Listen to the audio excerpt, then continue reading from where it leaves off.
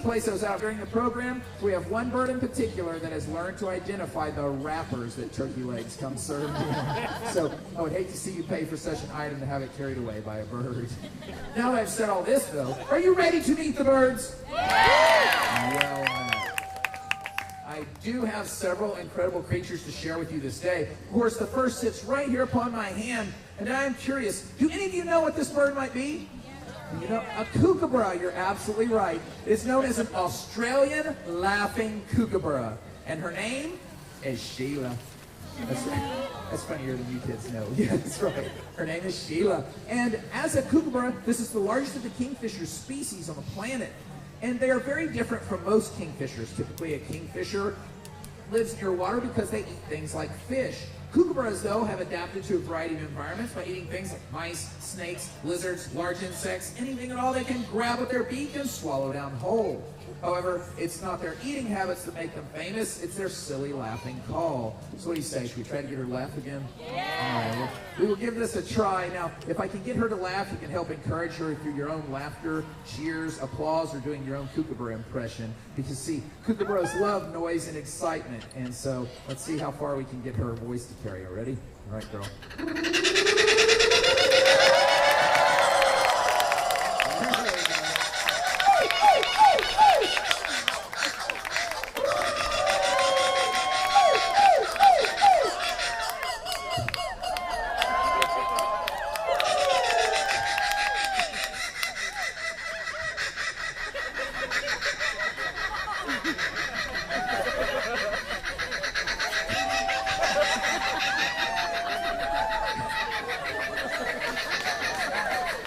I'm sure there's a joke about a record player getting stuck, but half this audience wouldn't get that. There you go. Give her a hand now.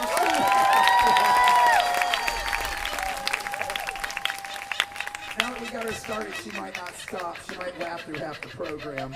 And as you can imagine, my neighbors love me.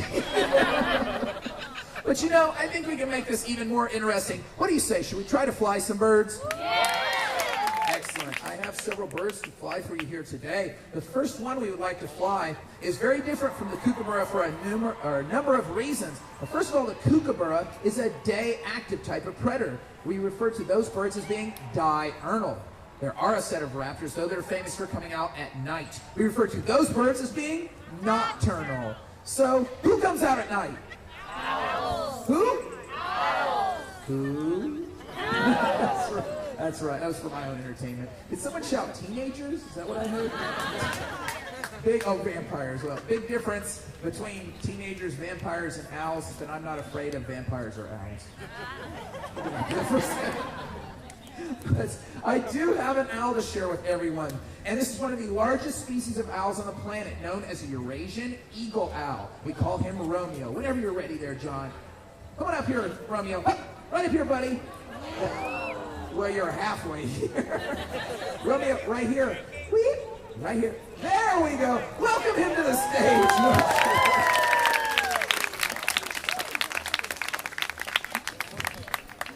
Romeo here is again a Eurasian eagle owl. And you'll notice traits that make him very different from the day-active predators. Surprise! Hey, great how you hid behind the children's room. That's all right, I shouldn't pick on him. At one of our other shows, if the bird flew overhead, the ladies didn't duck or protect their children, they covered their beard. Everyone has priorities. But again, owls have traits like those gigantic orange eyes that allow him to see so very well at night. And his vision is so powerful, he can spot something like a mouse from a football field away using only starlings to see them. However, if an owl like this can't see its prey, he can still find it with almost 100% accuracy. That's with their amazing hearing. There's a dark outline around the edge of his face. It's known as a facial disc. It's made of sound-sensitive feathers that help to funnel sound into huge ear openings on the side of his head. His hearing is so powerful that he can hear that very same mouse under 2 feet of grass or snow and capture it without ever seeing it. And they have another trait. The ability to sneak up on their prey. So let's listen as he flies by. See what you might hear. All right, go ahead, Romeo. Romeo, you're going to fly up front? There we go. So as he flaps his wings, what do you hear? Nothing, that's right. Owls are capable of almost perfectly silent flight. That's because the edge of his feathers are very soft. So when he flaps his wings, there are no loud flapping noises. Or when feathers rub together, there are no rubbing or friction sounds. Right here, Romeo. And the ability to fly silently allows them to sneak up on a wide variety of prey, including animals that hear as well as they do, maybe mice and rats.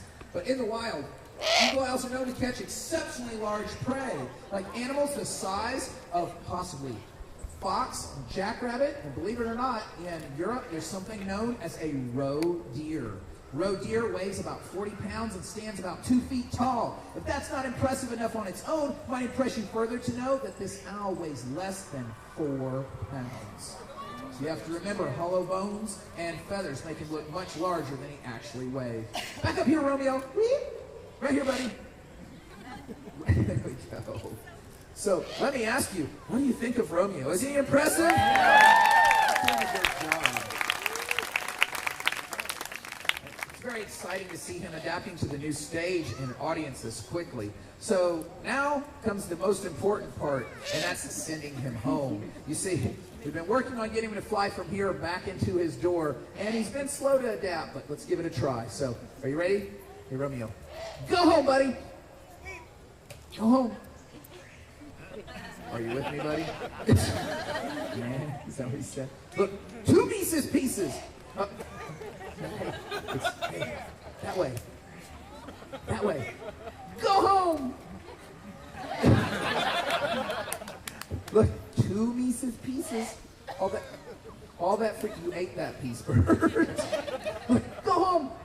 Go, Johnson, use that great eyesight and hearing. Go home. Go. Hey, we're over here. That way. Go home. Why does the audience enjoy it so much when birds give us a hard time? Go home, Romeo. What are you looking at? Look, over to John. Fly. Float. Maybe a behavior you're better at. Sit. Stay. All that for you. Look, I can see 2 treats from here. Up, go home. Tell you what are you staring at? Keeps looking somewhere. I have an idea. Let me hop him to that perch halfway home. That's it. What are you staring at? Hey, over here, buddy. Romeo. There's nothing there. All right. Romeo, why don't you fly to this perch? Wait, okay, halfway. All right, you ready, buddy? Now you can go home. This way. Hey, bird. Romeo, that way.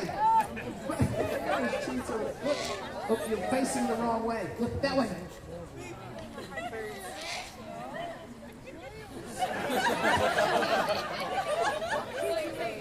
Go home.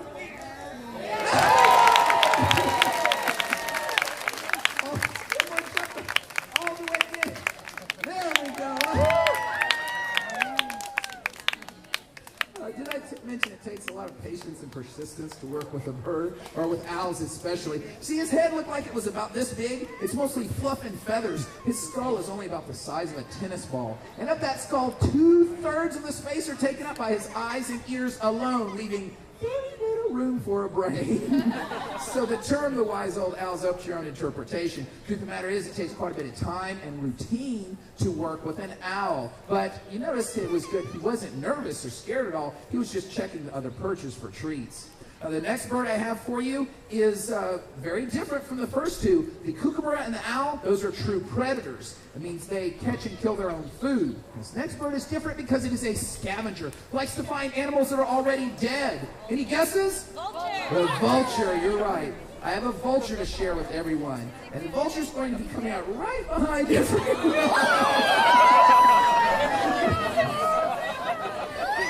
Taylor, that was so much better than warning them.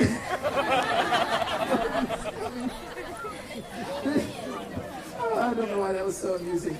Now this is Grimly. Grimly is a black vulture. And black vultures have a black body, a bald black head, and sort of a black or white fingertips on the bottom of their wings. However, you'll notice that unfortunately, Grimly here is missing his wingtips. Now, he was a wild vulture at one time, but unfortunately, he was in an electrical accident. Either he touched two power lines at the same time, or he might have touched both poles of a transformer, but whatever caused it, he had electrical burns that burned his wings down to the bone, and unfortunately, it destroyed the follicles on the end of his wings so that he can no longer grow the primaries needed for flight. So he joined us as an animal ambassador so people like yourself can see them up close. Now, don't let this bird fool you. He's a very intelligent bird. And it might surprise you, considering their job is to go into the environment to find... Hey, where are you going? Look alive, ladies. Look alive. Are you sure that sounded appropriate? Get up here on your perch. Okay. Now, they do have the job of going into the environment to find the dead animals. And as you can imagine, that's a rather dirty job and covered with bacteria and disease. But they have features that let them stay clean and healthy, like the bald head. See, oftentimes, vultures might stick their entire head and neck deep inside a dead animal for the best pieces of meat. Everyone's had lunch, right? Hey, I know that doesn't sound appealing, but that's where the nutrition is in the internal organs. And with eating habits like this, where are you going? Grimly, get back up here. By the way, the other day, he found leftover turkey leg underneath the benches over there. That's why he's heading back that direction. Get up here on stage. All the way. 30-minute demonstration, bird. A little quicker. Where are you going? Oh, he sees Daddy. You see, that is Jordan over there, and normally Jordan is the one that flies the vulture. So anytime he sees Jordan, the vulture will run over there to go see him. And the funniest part is, we try to explain to the vulture that Jordan's not dead. He just smells that way. Grimly, back up here, buddy. Who's training who today? That's what I want to know. Grimly, back up. There we go. Back up here. Now, again, the bald head, though, allows the leftover food to dry up and flake off, and the sun can kill bacteria that may be growing there. Also, they have an amazing immune system. They can ingest about 100 times the salmonella and botulism, or food poisoning, that is, that could potentially kill the average adult human. And their droppings are almost perfectly sterile. Means most of that bacteria and disease that goes in one end doesn't come out the other. So now you might understand the ways they stop the spread of dangerous disease. But also, I want you to notice a few other traits, like his feet. Come over here. Yes, master. Yes. Just goes through my head. Here, buddy. Why don't you run over to Taylor now? Over to Taylor. That's not, there you go. Their feet are better made for walking. His claws are rather dull, and they are so weak, they can't even pick up something as light as a feather. We soon know that vultures don't really need strength in their feet because their food doesn't run away from them very often. But also, his beak is different. It's long and skinny. They use it to reach inside the dead animal. You see how he reaches inside our hands looking for the treats. It's not sharp or dangerous. And so people tend to look at that weak beak and the walking feet, and we don't think vultures can defend themselves. That's not entirely true. Because if you cornered a vulture and it couldn't run away or fly away, it wouldn't attack you, wouldn't even try to bite you. Does anyone know what a vulture does to defend himself? They throw up on you, that's right. Kind of disturbs that so many people knew that answer. But you are correct. Can you imagine, though, what a vulture eats coming back the second time around? Not a very pleasant thought. Where are you going? Leave Jordan alone. If it weren't for vultures, though, doing their job, then disease and bacteria would be spread very rapidly. So, in that case, what do you say for Grimly? Isn't he a neat bird? So, it's time to send him home, and the funny thing is, he knows as long as he's on stage. Hey, where are you going? Let's run back over to Jordan. All the way, really? Running all the way to Jordan. He knows as long as he's on stage, he can find more or leftover food in the audience or earn more rewards by flying for us. So normally he's hesitant about going home, so I guess that's one way to do it. Now let's see, because his favorite stunt to pull is the moment we open the door and let him hop in, he grabs the food and runs back out. So Well, that works. Well, there you go. Everyone, Grambling.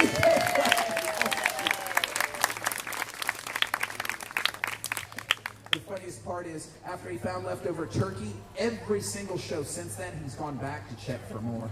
So, now, we have a very special treat for you. And I'm curious, do any of you know what the fastest animal on the planet is? The falcon, that's correct. Most specifically, the peregrine falcon. And peregrine falcons have been clocked in dives in excess of 200 miles an hour, making the fastest animal on the planet.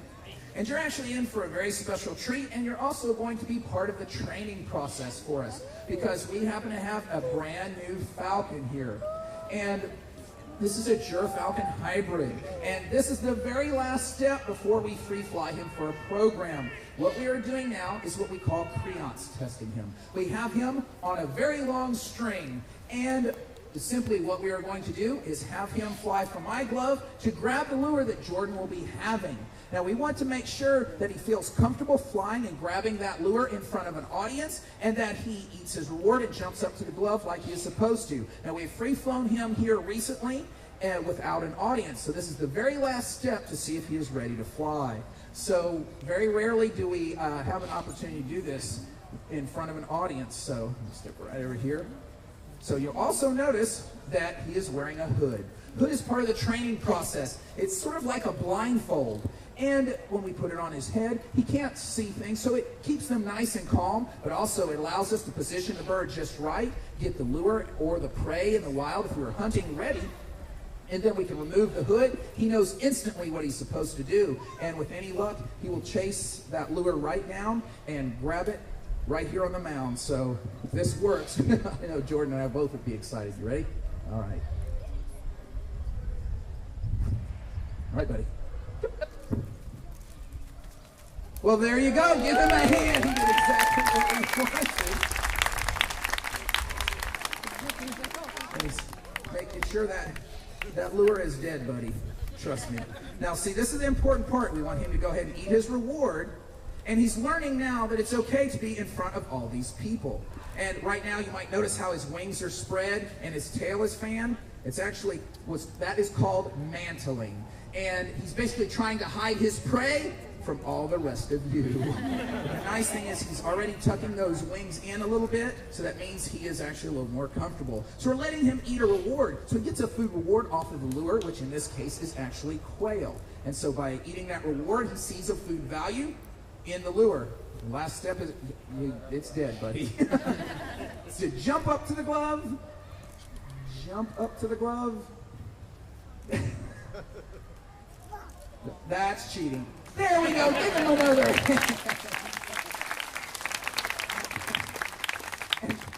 As a matter of fact, he did do rather well, and we also have several other brand new falcons to introduce to everyone.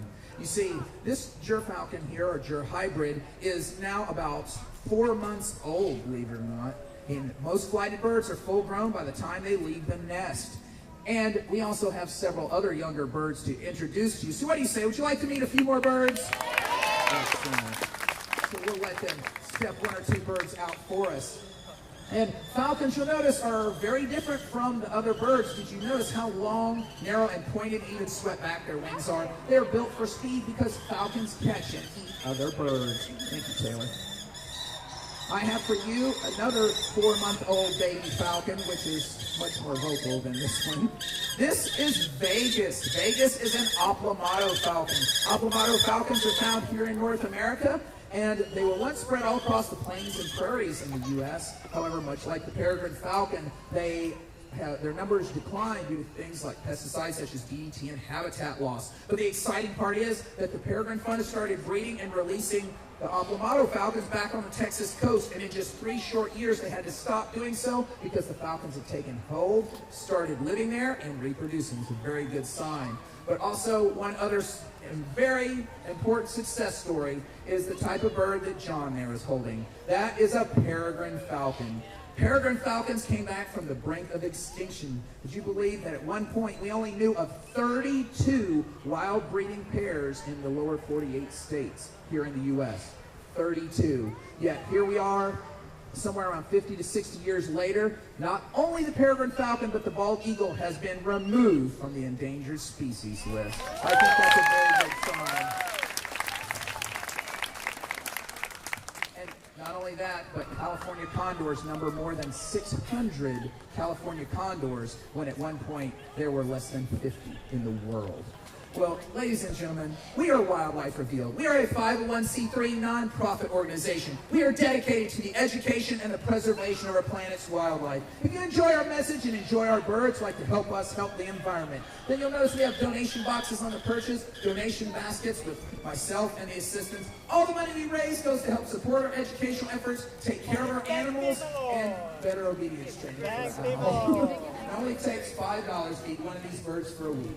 So let me ask you this most important question. Have you enjoyed seeing these birds here today? Thank you for having a wonderful audience, everyone. Enjoy the rest of your stay. Oh, you can't. Would you grab Got a hood on. No,